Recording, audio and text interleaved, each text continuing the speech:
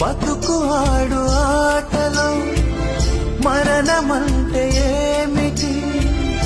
ఆటలోని తలుపు వంటి చిన్న మలుపులే జీవితాన్ని అందక జీవమెళ్ళిపోదులే,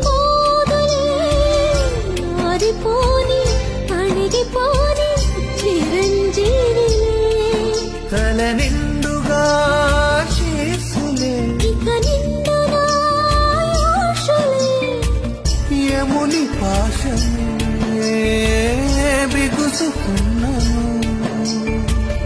మరణమన్నది మరల జననమే. నిండు నూరేళ్ల సావాసం స్వర్గమయ్యింది వనవాసం. దండగుచ్చాను నా ప్రాణం వెండి వెన్నెల్ల కళ్యాణం.